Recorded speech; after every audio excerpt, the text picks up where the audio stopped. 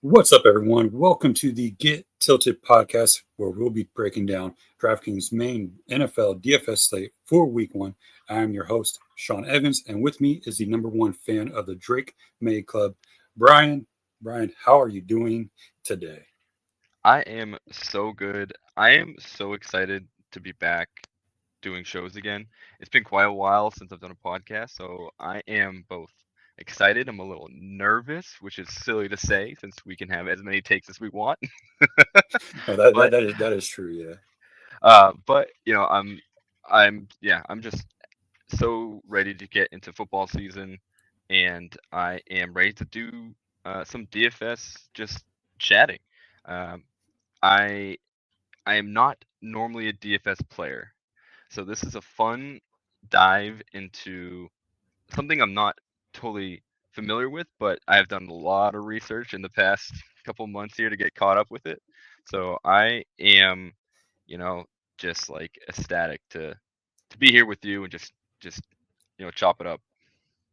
I'm pretty excited. I haven't done a podcast, I think, in 2 or 3 years. I did one show last year with Justin. So this is my first content, like audio content, coming out in a pretty long time. Same boat, nervous, excited. Football season is here, so I'm ready to dive into it. I've been playing DFS though, DraftKings probably for 8 years now, maybe a little bit longer. So it'll be fun just to kind of go with you, learn it, teach it. There's always something new to be brought up, the way people think and research and everything. But yeah, I'm excited. A little bit more before we dive into that, though. Tell everybody a little bit more about yourself, background, where they can find you at. Obviously, Fantasy Now Plus, but I know you do a lot more than just things with us. So let people Oh know where they yeah, can find you. absolutely. So I am one of the writers here at Fans Now Plus. I also do some articles over at Fantrax on Fantrax HQ, and then recently started putting out some content over at Optimus Fantasy as well. So I'm a little bit around all around the space here, but it's fun. It's great to always meet new folks in the fantasy football arena, and it's just uh you know it's a fun way to kind of do different types of articles around with different folks. So and it's always so fun to get the chance to work with Fantasy Now Plus because I get to try to do wacky articles that I don't know if many other places let me try to do. like, you know, I I spent probably too much time talking about Daniel Jones in the middle of June, and I'm not saying that I wished it into existence, but but there's a non-zero chance I did have an impact in getting Daniel Jones named the starter. So I'm just saying, um, both sorry and I'm not sorry. I mean, at least you're correct on it. You and Josh both were ahead of the curve there. I didn't think it would happen. Am I shocked? Not really. As someone who watches the Colts because of Justin, I am kind of disappointed though. But I mean, we'll get into that when we get to their matchup for the Sunday slate. Anything else you want to tell people about yourself? Man, I'm a diehard Patriots fan, so if that is unfortunately a deal breaker, it's going to be a long season. Uh, but quite frankly, you know, growing up in that area, it's just one of the things that not everyone's perfect. So, um, yeah, no, lifelong allegiance to the Boston sports pantheon. So, it's been rough for us the past 2 years. I'm not sure if other folks kind of have felt that same way. I'm sure people reveling in this team's at lack of success for once in the past 20 years. But Yeah. hey, if I can put the cart before the horse, I think it might start turning around this year. We'll see. But Well, I'm pretty sure I'm with you. Not a Patriots fan, but I missed the Tom Brady era. I will admit that. I'm excited for the Drake May era. Uh, so yeah, I mean, and the good thing is that might just be the matchup that we actually start out with. So before we do dive in, make sure to hit that subscribe button on Spotify, and you can find us on Fantasy Now Plus and Fins Talk Sports Network. Make sure you sub everywhere you can. We have 8 total shows weekly at Fantasy Now Plus, and plus we will be dropping a lot of written content this week to kick off Week 1 of the NFL season. And like I said, we are starting off with the Raiders. versus the Patriots. Patriots are a 3-point favorite. That's actually a lot closer than I thought it would be. And the total for this game is 43.5 points. But first, we'll start out before we get into all the excitement with the Patriots, the Raiders side of things. One thing I kind of noticed about this is actually it could be a little bit too pricey of a stack. But on the Raiders side, who do you like? I know we have Geno Smith, obviously under center. You have a young, fresh rookie running back there with Genty. Bauer's season could obviously be coming up, and then what to do with the wide receivers. So go ahead, Brian. Who do you like from this Raiders side, if anybody?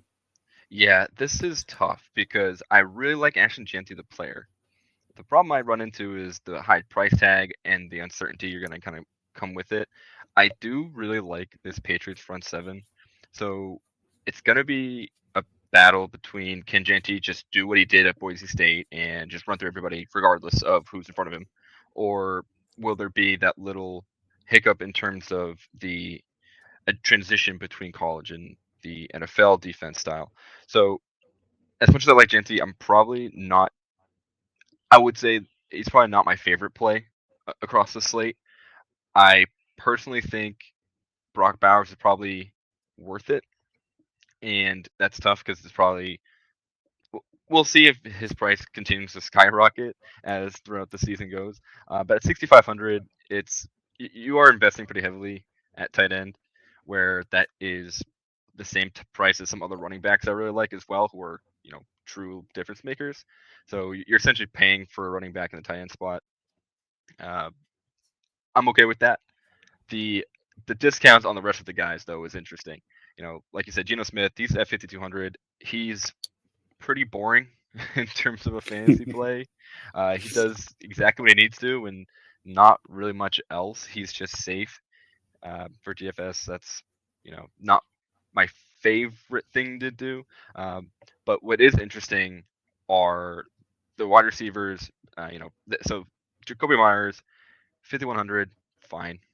That it is what it is. It's not breaking the bank. But Dante Thornton is an interesting name that I think will be fun for larger field tournaments because he has that big playability. The dude's just an athletic freak. So when you see him out there with the starters, even in the preseason, the drum beat's pretty high about the Raiders really liking him. So I think he's better as someone where you're trying to really get a boom bust player for cheap. Um, but this Raiders offense, eh, I don't know. I like it for season long fantasy for sure, but for this DFS slate, it's probably not a lot of guys I'm super um, interested in. Yeah, no, I agree. I think facing the Patriots week one is having me want to kind of fade the Raiders players. Gino, yeah, 5.2 is nice, but you still have to pay for Bowers. He is pricey. Like you said, though, the wide receivers, Thornton Jr., obviously at 3.6, is probably a risk I'm willing to take because that does allow you to pay up elsewhere.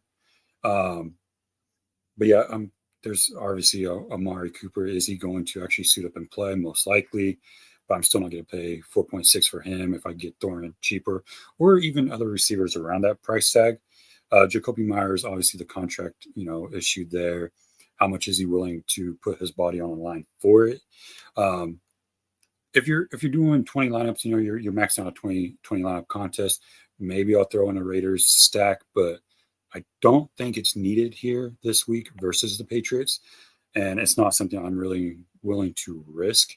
Um, but I'm with you. It's just I also think there's other tight ends that you could pay for that are much cheaper than Bowers. Obviously, we'll dig into that, down the line and everything. But yeah, I'm same boat. I just don't think Raiders are anybody that I'm willing to really put up in a stack in a single entry.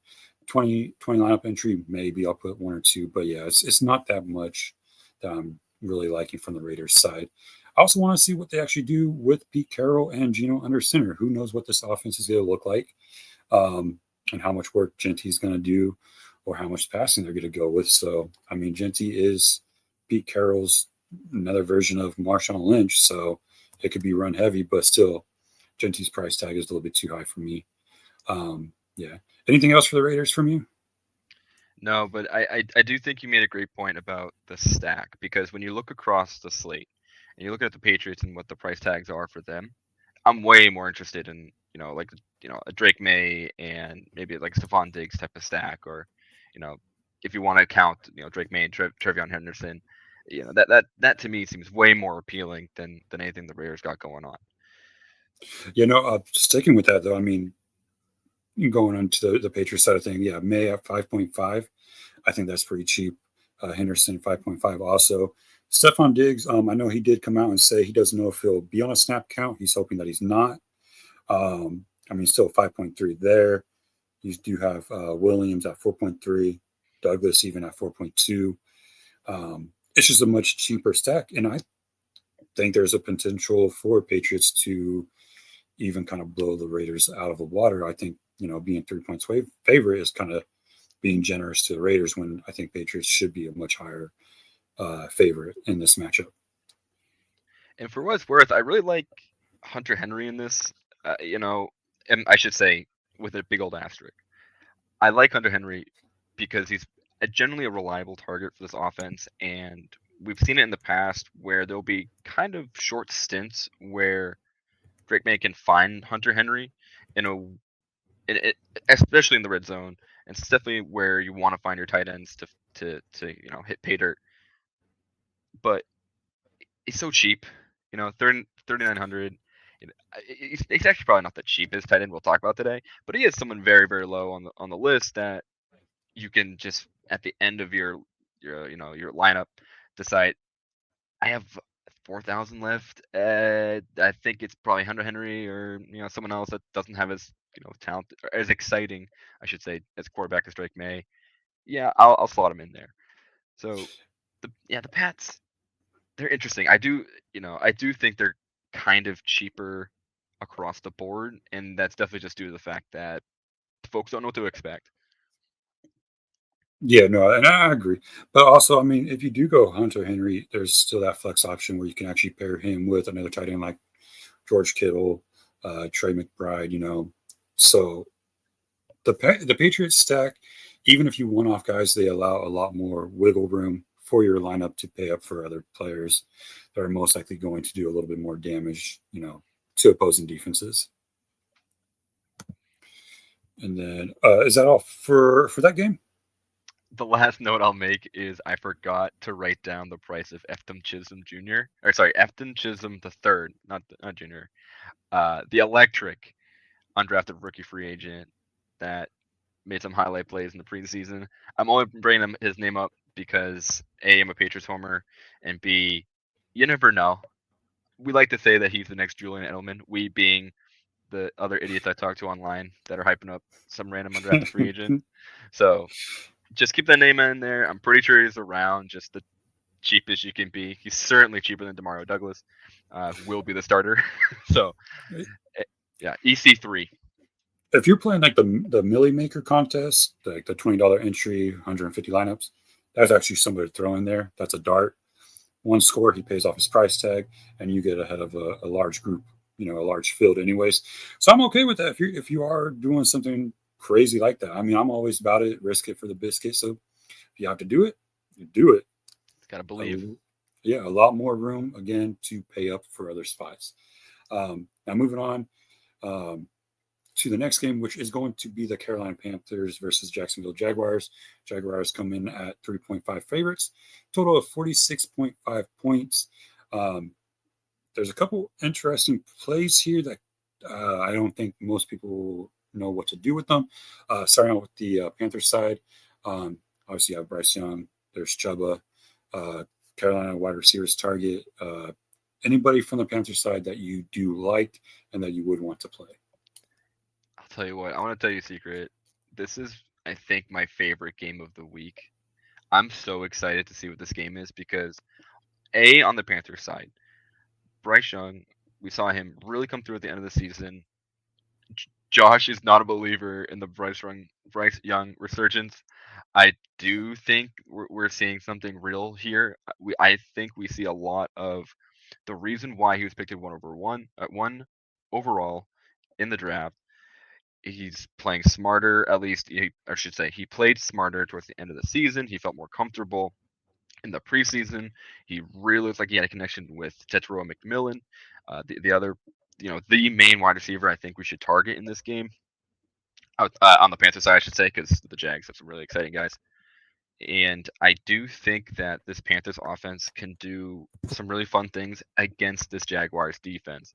I think Bryce Young at his price point is fine because it's not 6,000. It's 5.7.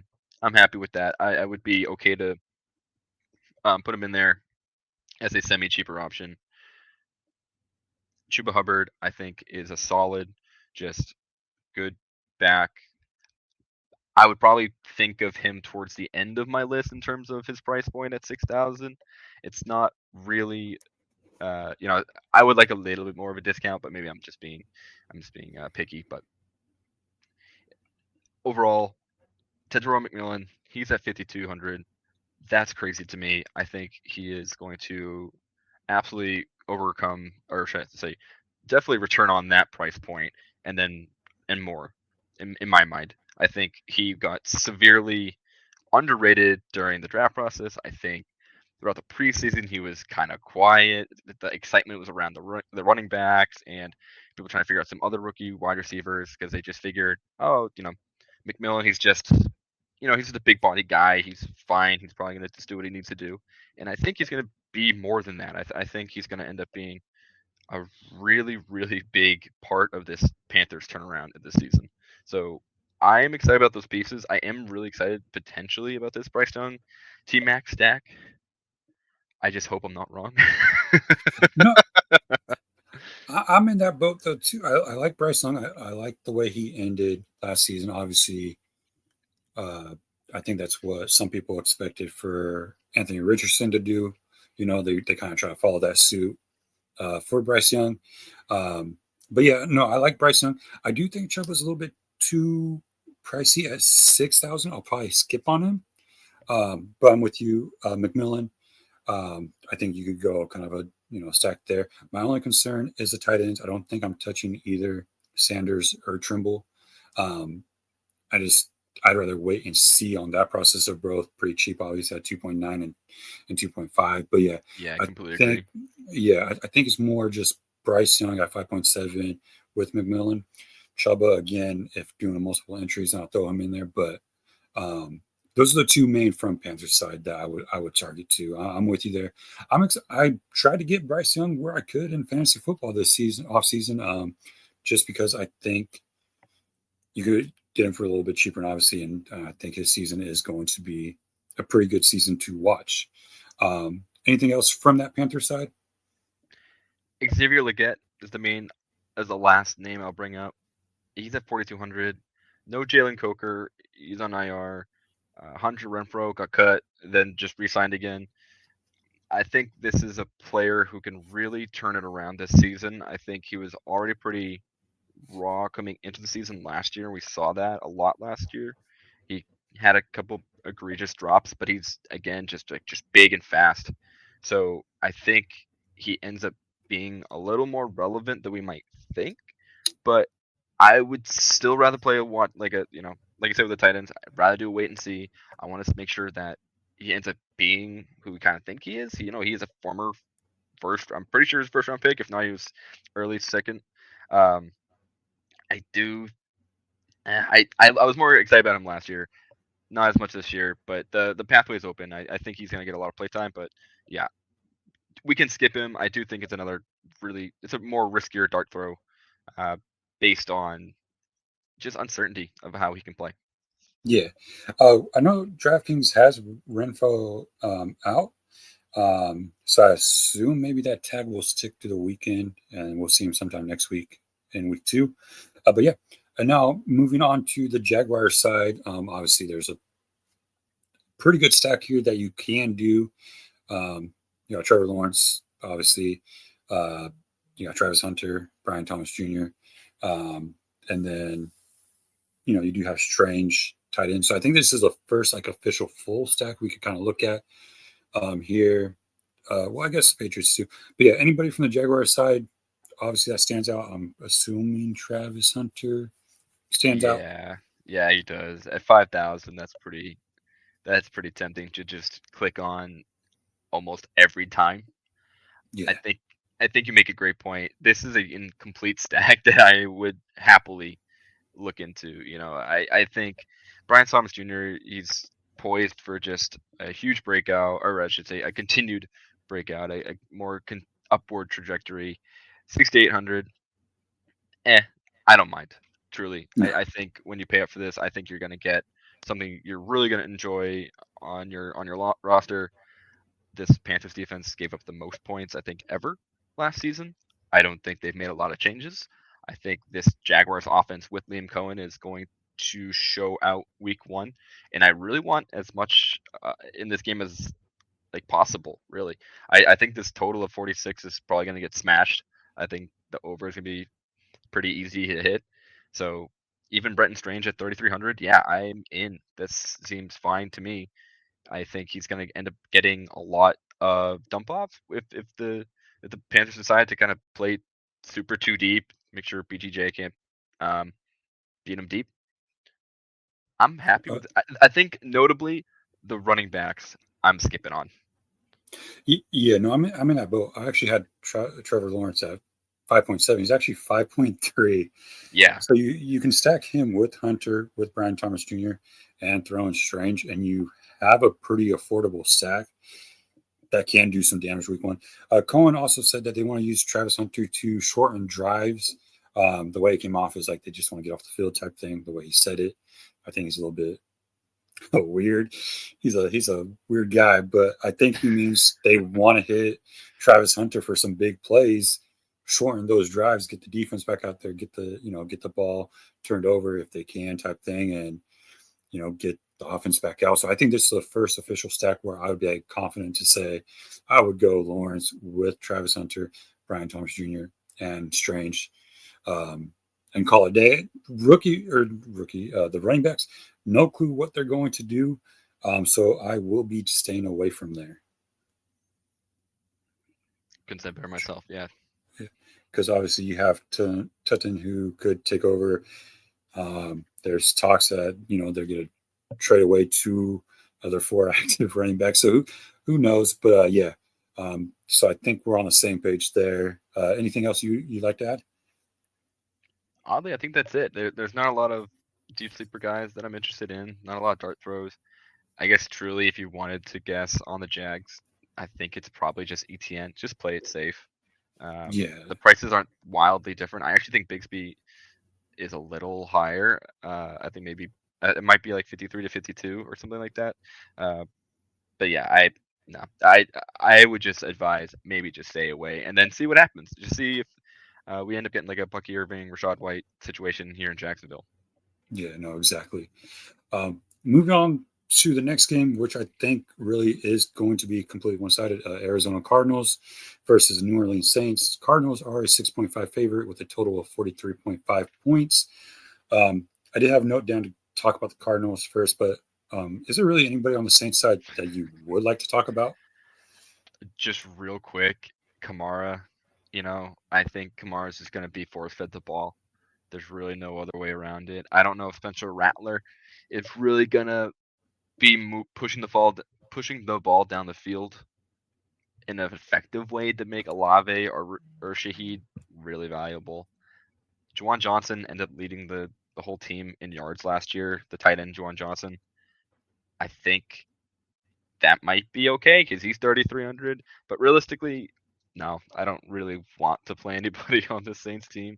I don't feel like risking it with Spencer Rattler behind center. Kamara is really the only one I would ever probably think about clicking. Yeah, that's probably the only person too. They did come out and say that he will have the bulk load of the work for week 1. So I mean, yeah, I don't think there's anybody else to even touch base on myself. I really, on my notes, I put anyone question mark because I just don't know. So back to the better side of things, the Cardinals side. Obviously, I think Kyler Murray is actually pretty cheap at 6.4K. But then you do have James Conner. Marvin Harrison Jr., Trey McBride. So who are you liking from the Cardinals side? Really, just Trey McBride and James Conner. I don't know if I want to gamble on Marvin Harrison Jr. yet, even at 5,500. I am kind of just out on him until he shows me differently. I think he did fine last year, his rookie season, just not awesome for fantasy, or I should say, really inconsistent for fantasy. And in that regard, it made it really frustrating to roster him. Kyler Murray, kind of the same thing. I don't think he is bad. I do think he is someone I don't like having on my team because at any point he could just decide to just forget about his rushing upside and just throw the ball on the ground. I felt like he didn't really come through a lot last year, despite still finishing. I think he was QB 11.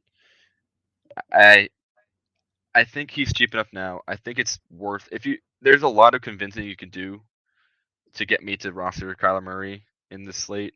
I would just prefer cheaper quarterbacks and then pick up James Conner, pick up Trey McBride if I'm going to start spending up on people. I think James Conner is probably going to smash. I'm not too worried about the split with Trey Benson that they kept mentioning. Yeah, I think it's still James Conner's backfield, and I think Yeah, this offense still wants to just like power the ball.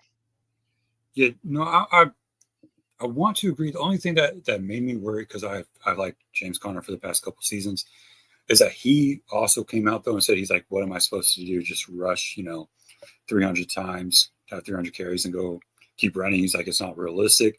So that's like my only concern with him. At 6.1, I think he's okay. I think Saints do tank this season, and so I think any team I face them, they're going to be in a smash spot.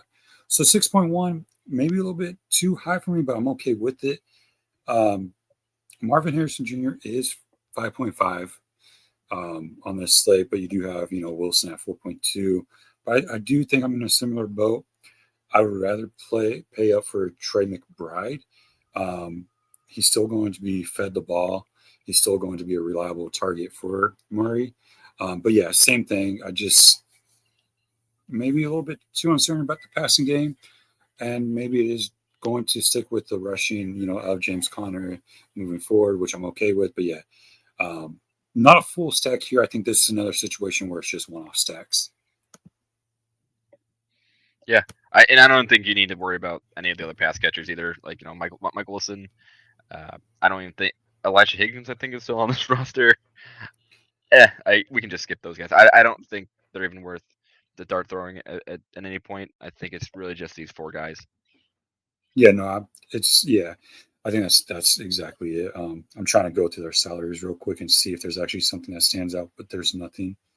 Um, for the people who do want to get risky, I don't think Benson is that guy to get risky with. He's still 4.6, and I don't think he's going to do enough week one to pay off his price tag or anything like that, or take the game over from James Conner. So yeah, so I think we're good with that there with Arizona. Um, Anything else? I'm good. Get me out of this game. I think I think the Okay, cards okay, cool. roll I over just the want to same. make sure because now we get into some fun shootout game. With the old man and his best friend. So it is going to be the Cincinnati Bengals versus the Cleveland Browns. Bengals are only a 5.5 favorite. That's Total kind is of 47. crazy, I man. guess Yeah. their defense hasn't improved, so maybe that's why. I mean, teams are still going to be able to score on them, but yeah, total of 47.5. We'll start out with the elite offense first of the Bengals side. A lot of options here, but do you want to pay up for them? Man, my gut reaction is obviously I want every piece of this game. I think this is going to be from the get go. Everyone's been saying it. It's the most obvious sentence in the entire fantasy football knowledge base. But the Bengals need to score 50 points to win any given game. Their defense is truly like a wet paper towel. So when despite Joe Burrow being 6.9, Chase Brown 6.6, Jamar Chase 8.1, I don't care. I think I just still I think if I'm gonna go with something that's really really high ceiling, I would happily pair Burrow and Chase and just start figuring out the rest of the roster. There's a lot of other options. Looking at. the rest of these games that end up being kind of cheaper, but also very solid, I think it's worthwhile. And if you don't want to do it, T Higgins is just as good. At 6.4.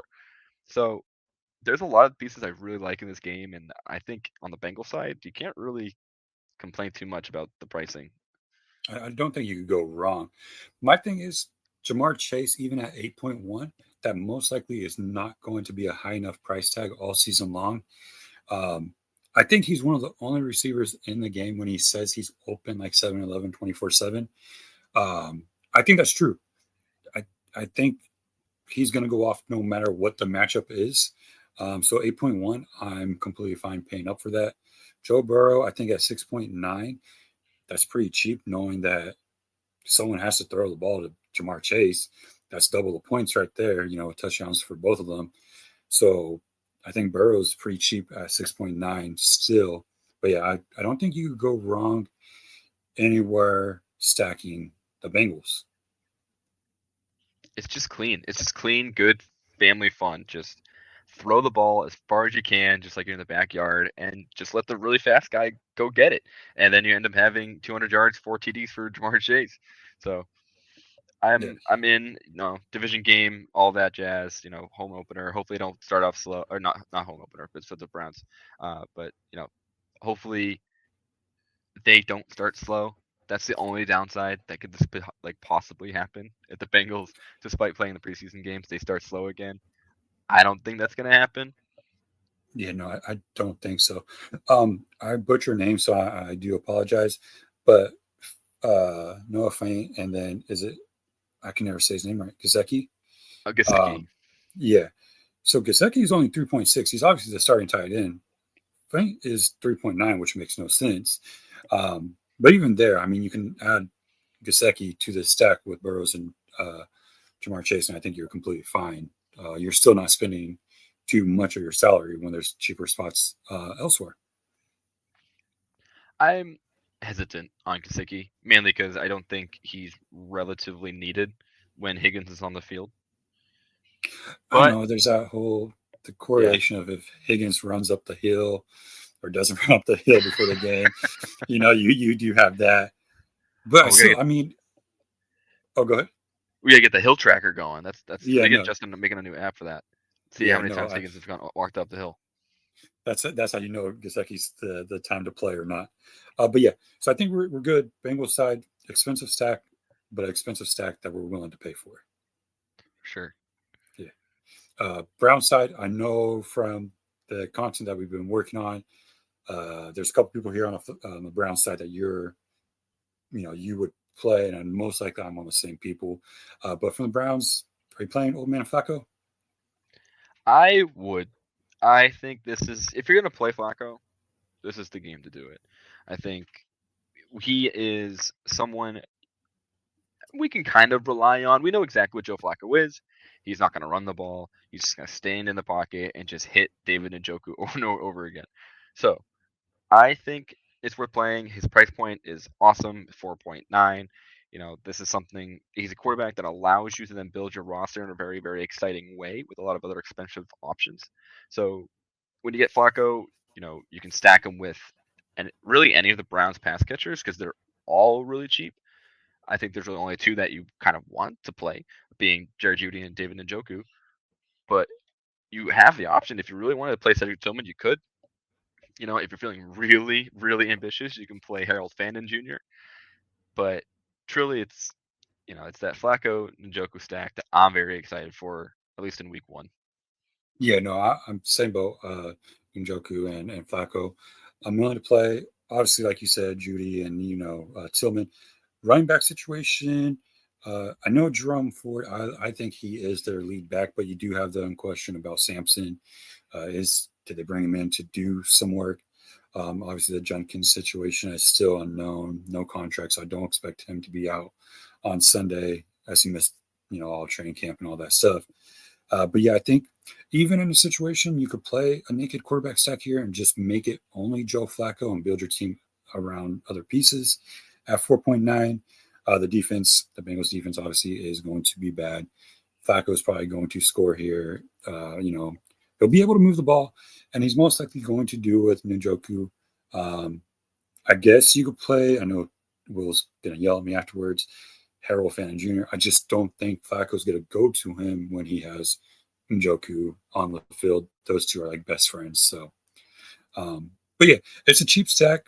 It could be high ownership because everybody's gonna run to it because they are facing the Bengals. But I mean, if you could find low ownership plays elsewhere, you'll be okay. I think. Absolutely. And the last thing I'll say about the running backs, that is an opportunity for you to find a difference maker in your lineups when you're gambling on this kind of uncertain backfield situation. I think if you are really adamant and really, really sure about Dylan Sampson or Jerome Ford, put them in your lineup, just ride out your gut, believe in who you think is going to run over this Bengals defense, and hope you're right. Because if you are, you're going to get rewarded pretty handsomely. Yeah. No, that is true. I think that's the one place for a Brown stack is where the ownership will be on the relatively lower side. Um, then we're good with that.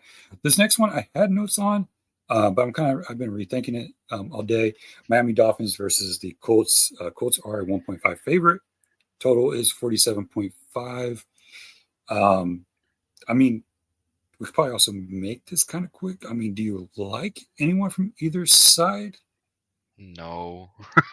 Right? Like, I don't really like anybody, so but it's because my thing with Miami, obviously you have Tua. Sadly, he is one hit away that could end his career, which is sad. But then you have the running back situation. You got Devon Atron. He's good. He says he's 100%. Um, their head coach McDaniels is not really saying anything. He's saying Ollie Gordon can get all the carries, no carries, all the yards, no yards. Hill obviously I think has checked out on the team. You have Waddle, you have Waller at tight end, but I mean I've been thinking about this all day because I was going to talk about them, but I'm just like, I'll probably fade both teams to be honest. I would stop you there only because Jonathan Taylor 6,800. I really like that price point. I do think he is better than that. I do think the Colts need him a lot. I don't think Daniel Jones is going to really threaten in the air, but Jonathan Taylor is talented enough, and we saw that at the end of last season to kind of take over the game for the Colts. I think this is someone who you should probably try and roster as he's really the main threat while this quarterback room is in shambles despite it being week 0, right? We haven't seen anything happen. But Daniel Jones, Anthony Richardson, uh, accidentally my boy Riley Leonard, I don't think any of them are really going to come through as a legit passing threat. You know, plenty of checkdowns. Tyler Warren's going to feast on that regard. But I would, again, not but Tyler Warren's 4.4. If you felt really, again, if you feel like a challenge, if you're feeling spicy, slot in Warren. But Jonathan Taylor really is the only one that in this game I kind of want to roster. Jalen Waddle's exciting-ish at 5.7, but Ollie Gordon again, same thing with the Browns backs. I think Ollie Gordon is just a true dart throw. If you're trying to find some sort of slate breaker, you know, I think he's probably gonna tumble in. If anything, if the pathway for him to be a relevant player is he falls into the end zone 2 or 3 times, which is insane to say. 3 touchdowns is nuts, but you know, I think he's really only coming on like those short yardage situations. How close? How many times will the Dolphins get there? Probably not that many times. You know, they're probably going to score on a big broken play to Hill as per usual. But you know, I think this game. I don't know. I don't know if I really want to watch this game either as a Yeah, football no, fan. It I seems don't think brutal. I'll watch it. Yeah, no, I don't think that's one that would be on my watch list. My only thing with Taylor, there's other running backs around that price range or even cheaper that I'd rather go with that have more, I think, more opportunities than Jonathan Taylor. He will be the main workhorse, I think, for this Colts offense to where he can easily dominate. Miami's defense is beat up pretty bad, so I mean, yeah, go ahead with Jonathan Taylor. I'm not going to tell you not to, but I do think I have other favorites around that price tag that I would. But yeah, same thing. Warren 4.4. I actually in a 20 lineup contest, I'd probably throw him in here and there. His he'll probably be the safety, check down option for Daniel Jones, low short yardage plays, and he'll probably make something bigger of it. If you ask Justin, he will start his Hall of Fame career this game and probably, you know, dominate to be tight end 6 by the end of the season. But yeah, no, not much that I want in this game at all, if anything. Um, I think that's it Yeah, for that, right? Yeah. The I'm next good. up, yeah, okay. I think this is actually a pretty good matchup coming up. New York Giants versus Washington Commanders. Commanders are a 6-point favorite. Total is 45.5 points. Um, I think that's kind of a lower total overall. Giants, they got Russell Wilson under center. While a lot of people don't like him, I think he'll open up a lot for the Giants offense. But who are you liking from the Giants side? I'll be honest, not Russell Wilson. I think his price is fine. I think the price is the best thing about him. I think the moon ball with Nabbers, and I mean he had connections with Robinson and Slay during training camp and all that stuff. I think that's why I like him. I think he opens up the offense a little bit more than Daniel Jones did. We saw the same thing in Pittsburgh last year. People got mad that he got put in over Justin Fields, but with big threat receivers, I think he can do a little bit more. But I get why someone wouldn't want to pay him or play him. But yeah, that's my main reason. I think he has weapons here that he can do some work with. Um, Running backs, though, you have Tyrone Tracy. I call Cam Scooby Doo. Are you looking at any of those running backs? I would lean towards not playing either, mainly due to just the unknown. I don't know if I can trust Tyrone Tracy to have the bulk of the workload. I don't know if Cam Scadaboo will come in and vulture TDs or flip flop, right? Like maybe for some reason, like maybe Scadaboo is the early down back and Tyrone Tracy is the third down long distance back, to like 2 minute drill back. So I think there's kind of overlapping skill sets between the two that make it kind of hard to predict what you want. It makes it hard to predict kind of which one will be better for your fantasy roster, especially when it comes to DFS. So running backs, I can if I were to pick one, I'd probably lean towards this Tracy.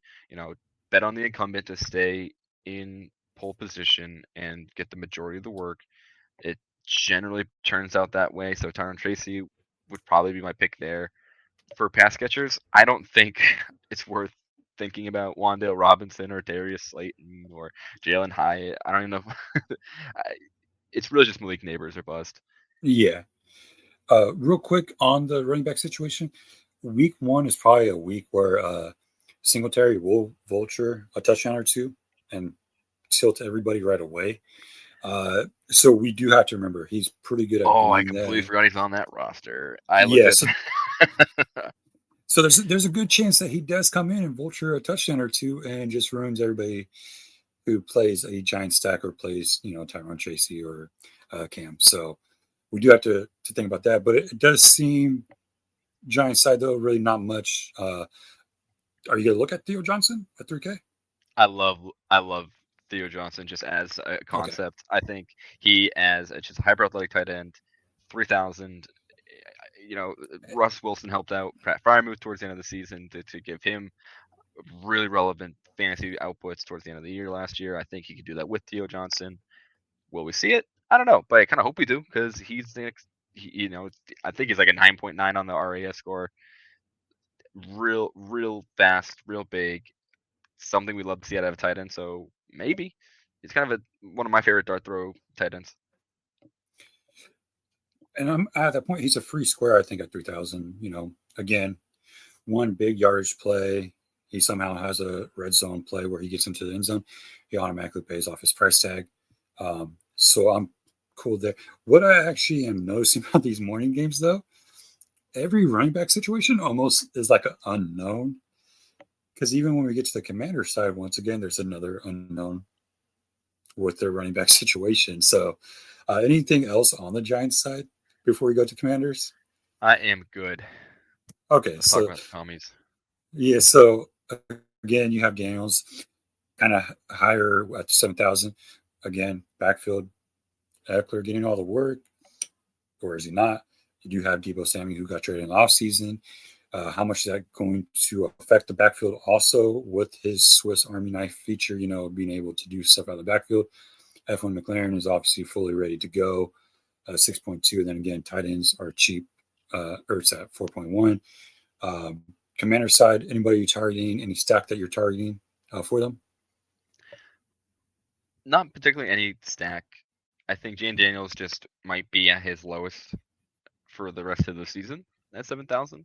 I think this might be kind of where, like, if you want to grab him now, might be the time, because I think this price is only going to go higher and higher as we continue through the season. I think Debo Samuel is fine. I think he is going to just be relevant. I don't know if it's really worth stacking the two, and I mean that in less of a, I guess, a DFS play and more of just a how the Commanders might play. I think Debo might end up getting a lot of end arounds. I'm not sure if we'll see a lot of deep shots to him like we would have with Terry. So I think you could do it. I think you'll be happy with it. I'm personally might not, but I definitely don't know if I'm playing Terry McLaurin week one. Missing a lot of preseason. It's overly like risk adverse to not play Terry in something like this. I don't. It just happens where players miss time, they hold out for money, and they are pretty slow to get started. So gonna lean towards that probably happening again against a good Giants defense. I'm saying good Giants defense. This Giants defense that now picked up a lot of strong guys in the front seven. So we'll see. Austin Eckler, I like a lot. He's cheap. I think that's a great price if you're going for again aiming for someone in their crowded backfield. I like Eckler a lot. I don't think it's worth starting Bill. Ja'Cory Krosky Merritt. I don't know if it's worth the risk. I think he might just throw up a zero on you, but I don't know. Do you like the prospect of Bill? I'm not into that hype just because they're just trying to feature all of their backs. I mean, I think the main concern for me is Debo. If they try to unlock the Debo that Kyle Shanahan got, I just don't like Eckler's obviously not a CMC. Bill's not a CMC. They're still going to be sharing that backfield, and then you add Debo to the mix. So I'm just not a fan like everybody else is. I don't think he's a page turner. I don't think he's going to do something, especially right away in week one, to stand out and take over that backfield. I think it's a slow and steady pace with the running backs that Washington has. Couldn't agree more. All right. I think that's it for that game, I was honestly. going to say, I think so. Yeah. And then the next game, I think we both had it tagged as a fade. Obviously, the Pittsburgh Steelers, 3-point favorites versus the New York Jets. Total is only 38.5 points. That's the lowest of the entire Sunday main slate. Zero reason, I think, for either side, correct? I mean, if anything, is the defenses that we would look at more. Yeah, I wouldn't mind. I wouldn't mind playing the Jets defense or the Steelers defense. 38.5 is Because gross. I'll tell you that much. the which one? 38.5 over under is just Yeah, yeah. gross. No, thank It's you. my father-in-law is a Steelers fan, and so I know that's going to be on Sunday. So I just don't know how I'm going to be able to watch it. I don't think it's going to be anything fun. Jets defense is 2.8. If you think old man Rodgers can't do it anymore, they can beat him up there. Steelers defense is 3.3. If you think Justin Fields, I guess it is a Justin Fields revenge game against Pittsburgh for benching him so early into the season. Um, Again, I actually probably wouldn't play Steelers defense because Fields has that rushing upside. Actually, to be honest, I think it would just be the Jets defense that I would target. I I want to agree, and at the same time, man, Fields looks like someone who is going to throw a lot of interceptions because everyone knows he's going to try to throw it to Garrett Wilson. So if you just put two guys on Wilson at every given point, he's going to look to his next read, and it's not going to happen. But yeah, I don't know, man. I mean, if he breaks one off though for 50, 60 yards, then obviously that's a huge, huge. Well, I guess that's only a boost. Then you need the scores to drop down the defense. So yeah. I mean, I think either defense is probably fine. they could just be a turnover game that's fun if you're a defensive minded, fan of football. Yeah, I'm good. I mean, if you're feeling bold, you can play Metcalf at 5.9. If you're feeling extra bold, you can pick one of the two running backs, Caleb Johnson or Jalen Warren. I'm not. I don't Yeah. really feel great about either of them. Brees Hall is far too expensive. Yeah, this game is just a tough one to buy Yeah. into. Yeah. No, I would need more points on the board to make it something to talk about. So yeah, we'll just move on. It's the last morning game of Sunday. Tampa Bay Buccaneers versus the Atlanta Falcons. Buccaneers 2.5 favorites. Total is 47.5. Bucks side, I guess, who are you targeting um, or not targeting?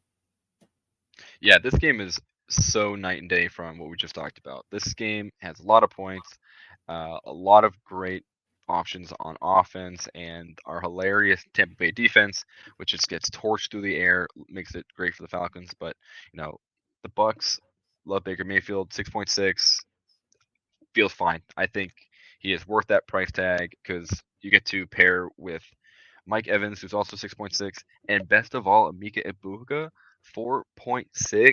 That is awesome. I think that is such a great price. It's so cheap for someone who is, in my opinion, going to be an immediate impact player for this team. I think he's great. I just think he's an excellent player, and he's going to demand targets from Baker, and I think Baker is going to probably hit him a lot. Yeah, no, I'm with you there. I'm glad DraftKings puts out the prices before like preseason really gets finished, because I think that's one of the main reasons why he is so slow at 4.6. But yeah, no, Mayfield, I'm fine with 6.6. Evans 6.6 is actually pretty shocking too.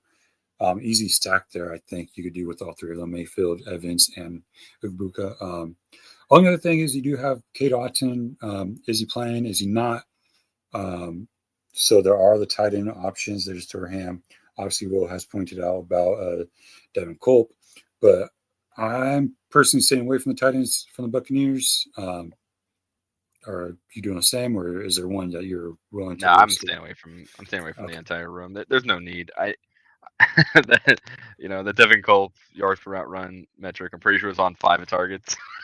So I we mean, can we it's can we can still easily ignore that.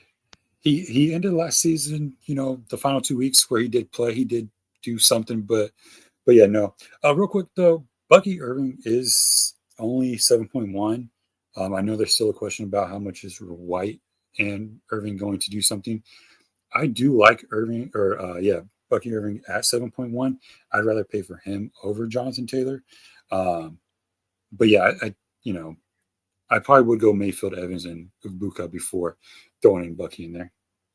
Yeah, I think Bucky's just priced out for me.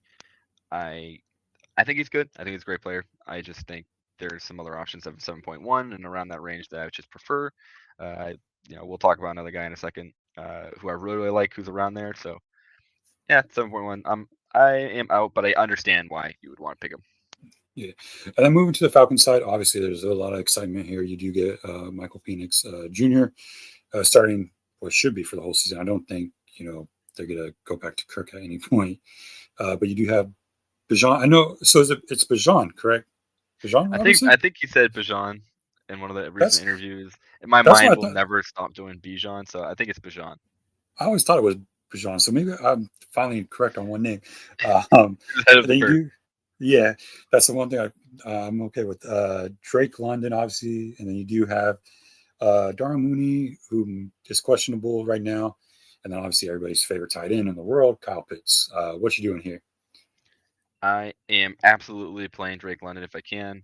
I think 6.5 is pretty cheap for someone who can be upper echelon type of performer, especially against this team. Against the Bucks defense, you can just easily write him down for just like 10 targets, 15 targets a game. I think Drake London is just a machine that has been plagued by horrid quarterback play. What we saw at the end of the season last year, Penix is someone who can get him the ball reliably, and we love that for Drake London. So I think he's a kind of a smash play there. Pitts, you know, I want to believe, man. I'd really, truly do. I will then pass now, for now, and then we'll have to pay up eventually when he hits his final it's his breakout year finally. This time for sure. I was really hoping Um, that you start out your whole Falcon sentence by saying I'm all in on Kyle Pitts. It would have just made everybody happy. soon. One of these episodes, he's gonna break out, and we'll be like, yeah, it's just Kyle Pitts season, baby. Bijan, 8,000. Yeah, it's worth it. I think that's a worth the price. Same thing with talking about Jamar Chase a little bit ago. Bijan Robinson is just elite, elite, elite. He can just do whatever he needs to do, and I think again, it's just one of those games where he can feast. Penix at 5.6. Is that right? Am I looking at that right? Yeah. Yeah. Yeah, that's fine. Again, another great quote unquote budget option that you can stack with Drake London and you just crush, right? And if you are feeling really cheeky and you just want to say I told you so to all your buddies, uh, stack them with Kyle Pitts too. Why not, right? Just get into it and believe. Yeah, no, I'm with you everywhere. Obviously, Kyle Pitts, I think it's a wait and see once again season. Maybe by week 12, we'll all be celebrating Kyle Pitts. I don't know. Um, but yeah, no, I'm with you. I do think Penix Jr. is pretty cheap at 5.6. Bijan, 8,000. Obviously, you do have CMC coming up here soon, but I mean, for me, he is my fade of the slate. But I get why you would play him. But I'd rather go, Drake London. Obviously, they're pairing him with Penix and everything. So yeah, I'm basically in the same boat except for Bijan. I just think AK a little bit high right now when you have what's around that price tag. Options that I do like a little bit more. And Yeah, then love it. anything else? Yeah. Next one, the Homer in me is going to come out. San Francisco 49ers versus the Seattle Seahawks. Niners are only a 2.5 favorite. Total is 43.5 overall. 49ers side, obviously, last year the injury bug hit them throughout the entire season. This year, it waited till training camp to hit everybody, but it looks like they will have CMC is looking like prime form once again. Uh, Slick Rick is good to go for week one.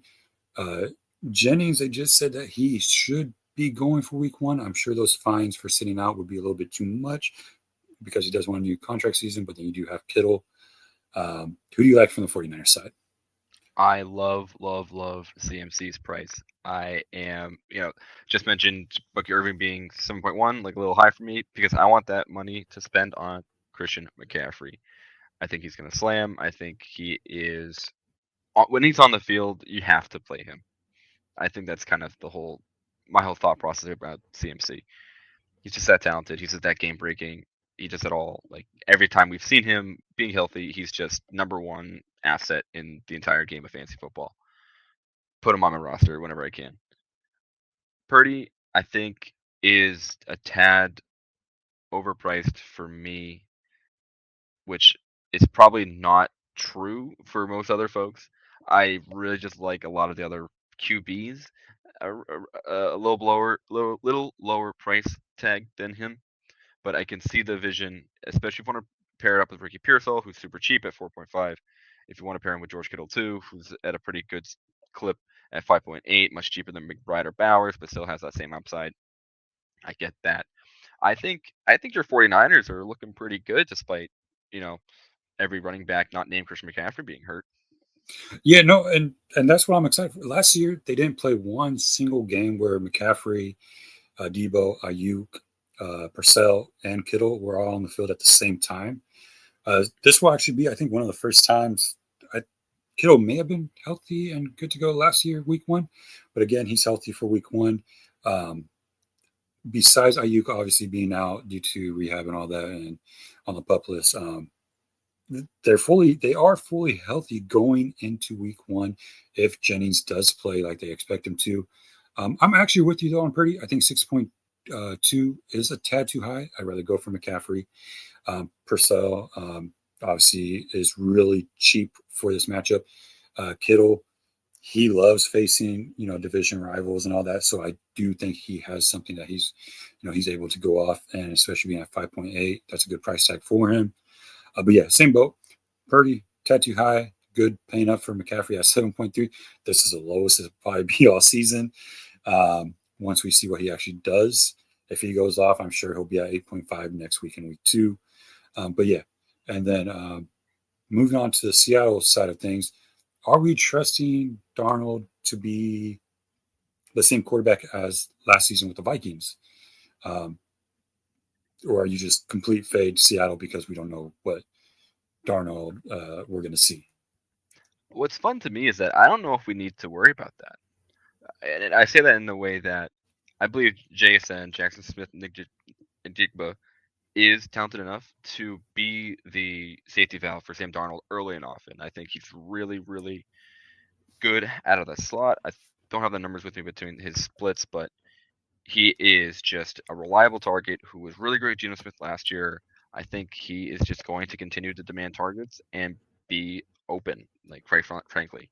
I think when it's not JSN, I think it's the running backs that are going to really be the marquee players for this team. And I do mean both. Ken Walker is phenomenal when he's on the field.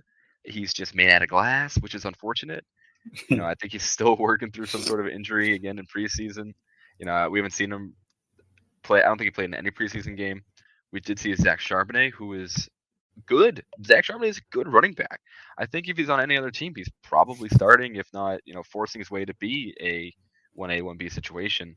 I think this season he's probably going to be a lot more utilized because of the concern around Ken Walker's durability, which is such a pain because I think Kenneth Walker is really talented.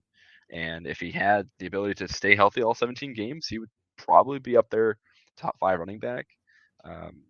But he just doesn't have that, staying power. So Charbonnet is someone I really like. The other pass catchers, Cooper Kupp, Torrey Horton. I think Cooper Kupp is fine. I don't know how many people are excited to queue him up on your roster. I do like Torrey Horton at 3,000 though, because he's exciting. He's showed some good stuff in the preseason, and he's a rookie, and you never really know what you're going to get. So another large field play for that that I really, really like is Torrey Horton. Horton is probably the one guy I really do want to target. They say he's good to go. I know he popped up on the injury report once again, but he's off of it heading into the weekend. So Horton at 3,000 is a great price, great dart, especially large field contests. I don't think the ownership will be too high. I think it'll be pretty low. But yeah, same thing. Kenneth Walker, obviously, can he stay healthy? Because when he's healthy, he's really great.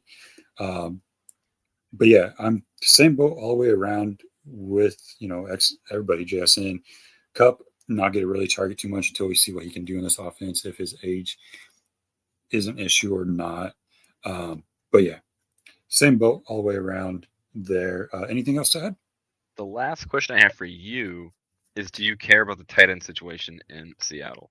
AJ Barner, Elijah Arroyo, and a third mystery option. Oh, it was Noah Fant, but he's gone. So it's just AJ Barner, Elijah Arroyo are the main two guys.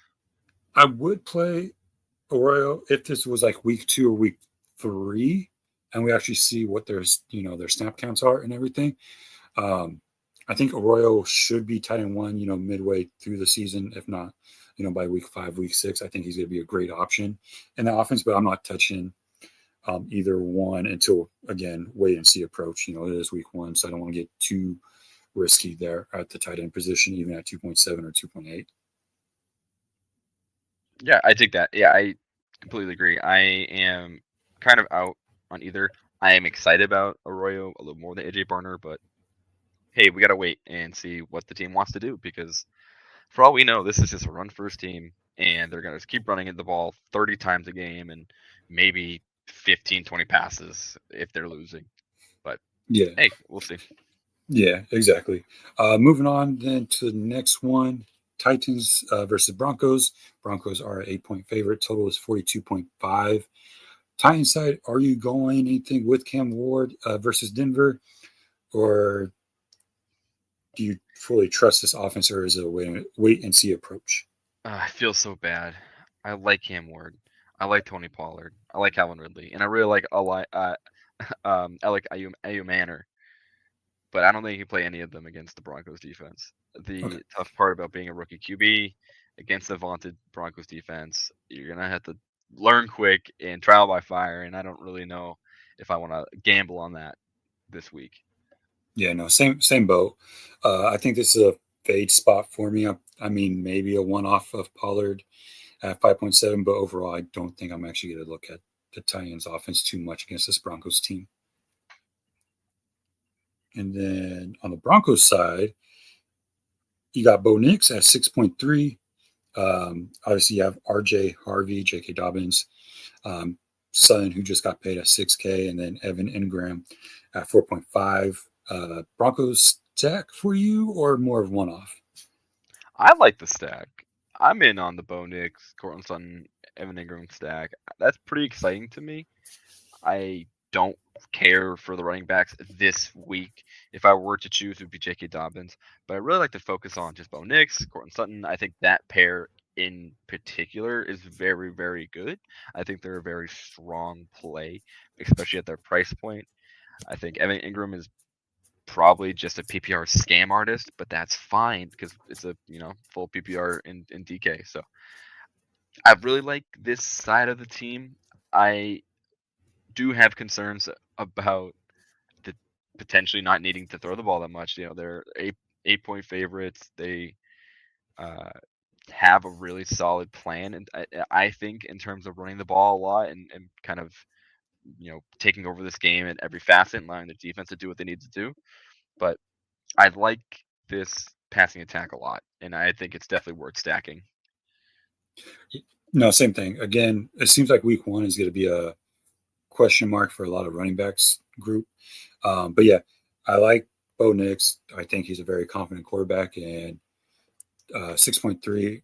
I like that a lot more than what I like, Brock Purdy at 6.2. Sutton, Evan Ingram. Um, I think that's the stack that I would go with here in this matchup. Anything to add to that one? I don't think so. I did forget Tyler Lockett exists on the Titans side. I don't think it matters. I think the same thing applies. We can just go Yeah, ahead and just forget about him for now. He's probably yeah, wildly cheap, but yeah, not yeah. No, that relevant. was my thought too. Is just Lockett's 4,000, but yeah, I'm still not. I just think not the best matchup for the Titans in Week 1 with Cam Ward. Yeah, easy skip there. So moving on to a what could be a pretty good matchup, the Detroit Lions versus the Green Bay Packers. Packers are a 2.5 favorite. I get why. A total is 47.5. Lions side, uh, there's a lot going on here, but there is no more Ben Johnson. What are you doing with it, if anything? I don't know. I keep going back and forth on this roster, right? Jameer Gibbs, awesome. Jared Goff is just a completely solid, reliable quarterback that gets it done. He's surrounded by playmakers. I would probably have to pick the Sun God, Amon-Ra St. Brown. If I were to pick somebody, he's at 7.1. I think in a new offensive system, it's going to be good to rely on someone who's, like the connections there between Goff and St. Brown. I think James Williams is really talented. I am curious to see what his usage is going to be like. I think he's still going to be this really explosive deep threat. I think he's going to still be a guy that they want to get the ball to when the ball's in his hands. Things can happen. At 5,500, he's really tempting. I think stacking those two is probably worth it if you have the stomach to have very cheap options everywhere else. Sam Laporta, I'm just not going to touch. I don't really care. He's at 5,000. I it feels like it feels like I have to worry about him catching one or two end zone balls to really pay back his value. And David Montgomery, he's just a touchdown machine, but at 5.7, yeah, it's actually a pretty good price. I might actually take that back. He might be someone I'm more interested in playing. And that's I think my main focus was the running back situation here. Gibbs at 7.7, yeah, that's a little bit high, but even with Montgomery, either way, these two somehow can score and go off and log pretty good amount of points, every week. Um, but yeah, it's the new offense. Some God, obviously, I think that would be like the one person to trust in this offense with Goff. But yeah, I think I actually would prefer going Montgomery at 5.7 and then paying up elsewhere with the running backs everywhere else instead of Gibbs at 7.7. Montgomery is going to steal some touchdowns. He's going to have some big runoffs and everything. Um, Micah Parsons obviously joined the Packers this past week, but I don't think that's a threat to the Lions offense or to Montgomery or Gibbs. Yeah, Parsons is gonna be an interesting wrinkle to this matchup. I don't know if it's enough to move the needle that much. I almost be Yeah, more worried about the passing attack than the rushing attack. Him being able to get to Goff is probably going to happen early and often. but yeah, I really think that's probably about it. Then, Packers side, Love at 6.1 thousand or 6.1K. Josh Jacobs 6.7. Packers receiving group is a little bit wild. That's probably the main thing to talk about here. My only thing, Love is coming off that surgery for his thumb, but he's good to go. But I'm also not going to play Josh Jacobs at 6.7, I don't think. So, what are you doing with the Packers offense? Yeah, I'm probably not playing Josh Jacobs, and that feels bad because I'm sure he's going to come through and be just a real game wrecker. Just like a real someone who the Packers office can really lean on in the opening week. But at 6.7, it seems a lot. It seems pretty pricey. I don't. I feel bad not believing in Matthew Golden. Everything tells me I should. He is just the only wide receiver on this offense. He's a first round guy. He had a breakout at Texas last year. I think he's. I mean, he ran. I think he ran like a 4.2. Just really good athlete. I am just concerned about the fact. Like, I don't know if it matters if he's really fast. I am just. I need to see it. I think that's what it all boils down to. I just want to see if he's good. 4.9 is enough for most folks to just gamble on it. Like, I think that's totally fine. It's super cheap. You can round out your roster with a lot of other good players and say, hey, look, he's the only guy Jordan Love can throw to. Um, Yeah, so there's that. And then Kraft. I think Tucker Kraft is great. yeah. So yeah, Craft at 4K is something I'm willing to do. Josh Jacobs at 6.7 when you have Montgomery on the other side at 5.7. Obviously, I'm going to go with the Montgomery side over that. But yeah, I mean, same thing. It's just there's too much uncertainty right now for me to go after a Packer stack. Kraft would be like the one off that I would probably go with overall. So yeah, just too much uncertainty, I guess, in week one. It's tough. It's tough. And it's a divisional game at Lambeau. It's going to be a crazy one. You never know what Dan Campbell's going to do. The Packers always come through. I should say the Packers have been great recently, so it's going to be exciting. And I think you kind of want pieces, but it just seems a little too expensive, oddly enough, for Yeah, the ones you really want. no, exactly. Yeah, I don't have anything more to add to that one. Anything else from you? I don't think Isaac Tesla is playing, so we can't. We'll see what the Yeah, injury report comes through, but yeah. yeah, unfortunate for someone who was really exciting preseason. But yeah, that was the last thing I'd be happy to bring up. Yeah, no, and yeah, I actually forgot.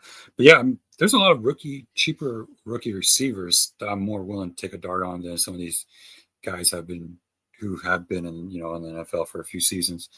But yeah, kind of disappointed there because I would have liked to see him. Um, but yeah, moving on to the very last game of the main slate, the Houston Texans versus the Los Angeles Rams. Rams are a 3-point favorite. Total is 43.5 points. I'm gonna be honest with you. There's maybe one person I'm targeting over, or two that I'm targeting in this game. Houston side first for you. Anybody that you are willing to roster. Nico Collins, and I think end of list.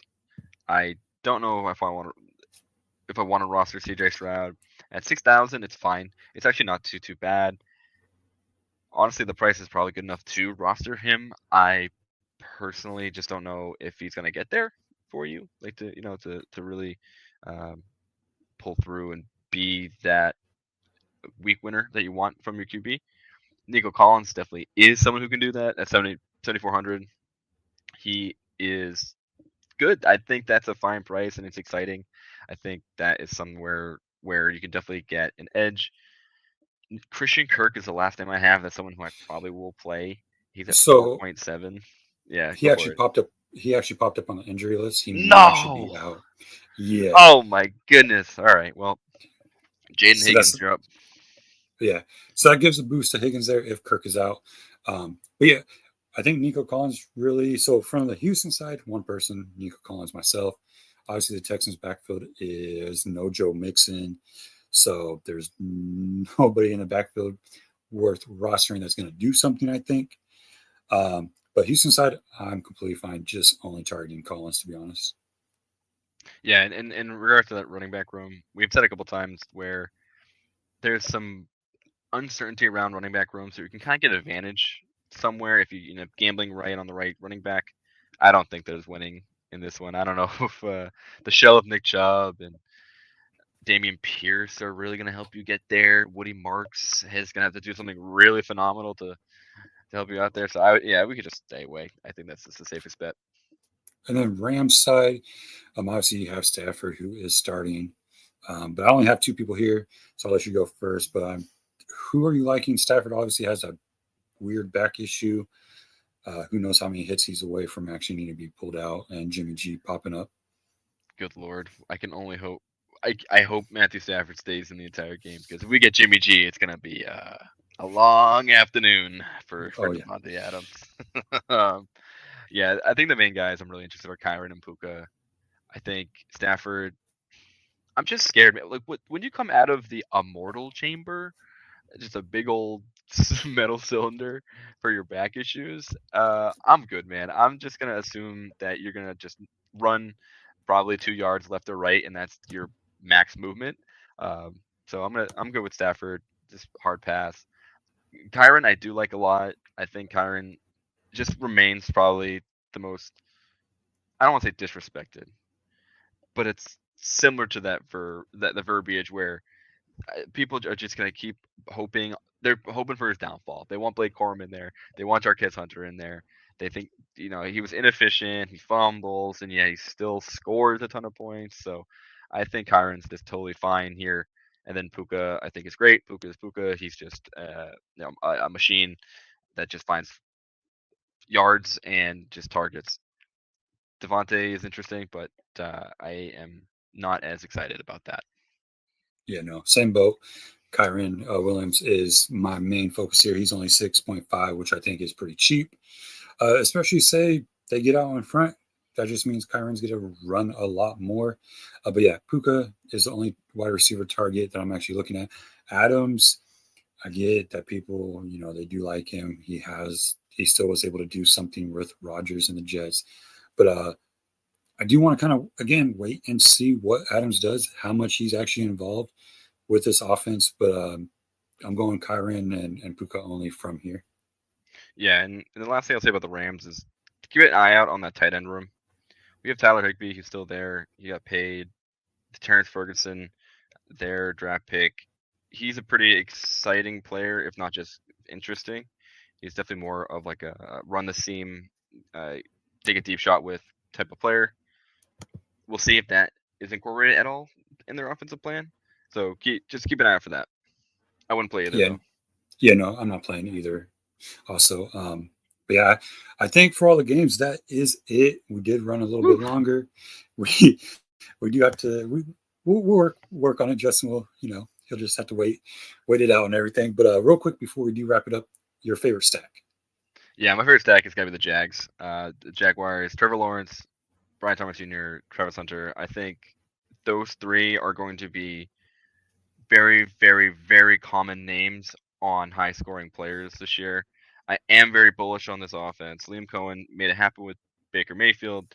I think he could do it with someone, a little quicker, a little more, I guess, youthfulness. But that's not really fair to Baker because he's the man. He does it all. But I do really like this Jaguars offense this season. So yeah, Trevor Lawrence, Brian Thomas Jr., Travis Hunter. That's gonna be my favorite stack. I'm actually in that same boat. I did have it as Arizona to start the week, but after all the conversation, I do say Jaguars, same stack, or even the Patriots, Drake May, Henderson. I would actually throw out Henderson at 5.5, and then doing it with even Diggs if he's not on a snap count, or Hunter Henry. But yeah, Jaguars I think is actually probably the top stack that I would go with. Then favorite defense to play. Yeah, it's gonna be the Cardinals. I think they are going to be a very, very popular defense. So if you're okay with kind of going with most folks are going to end up playing, I think the Cardinals are a lock to just smack around Spencer Rattler. If you wanted someone a little more, I should say, a little less owned, I do really like the Patriots. That's a combination of, obviously I'm a big fan, but they made a lot of improvements in the linebacker core. The main question being, is Christian Gonzalez healthy? If so, he's going to lock up any of the receivers that the Raiders have. So I really like the Patriots as a very low owned type of defense. All right. I did have, oh gosh, I can't remember who I had originally, but I'm actually thinking I might risk it with the Jets, just going against Rodgers, or even the Pittsburgh Steelers. I think either one from that game I do like. I do think it's going to be low scoring, a lot of turnovers, a lot of sacks, and all that good stuff that you like to see out of your defense. And the last one, your fade of the slate. Who would you fade? Which player would you fade? In my notes, I wrote down Joe Mixon. Just cheating. No, but I think the fade that is going to either make or break my slate is probably Terry McLaurin. It hurts me. It pains me. I like him a lot. I do think he's having a great season. I think these first 2 weeks, it'll just be a little lower as he kind of gets back up to speed. But I think just where he's at, just how that game might go, I'm going to be out on Terry McLaurin, at least for that price point. Yeah, mine is, I'm going to stick with it. Bijan Robinson at 8K. I will be fading him. I think there's better running backs in that area. And overall, in that group that you can get for cheaper. But yeah, that will be my fade. Anything else from you, Brian, before we cut out? I am good. Again, I'm so happy to be back. Sorry everybody went a little long. I'm going to try to be a little more concise with some of these thoughts. But yeah, excited to be back. And I can't wait. Can't wait for the season to start. It's 12 hours from now. I can't wait. Yeah, happy to be here. I'm glad that you joined me for this. It's gonna be fun. It's gonna be a fun season. And thank you to everybody that is tuning in. Like always, make sure you hit that subscribe button, and you can find us at Fantasy Now Plus. And then also make sure you go over to Finn's Talk Sports Network, hit the sub button, sub everywhere you can. Like I say, we have a bunch of shows coming every single week and a lot of content. And with that, everyone, we are out. Thank you. Thanks for listening. Be sure to like and subscribe wherever you watch or listen to podcasts. We'll be back next week for more ways to win your league.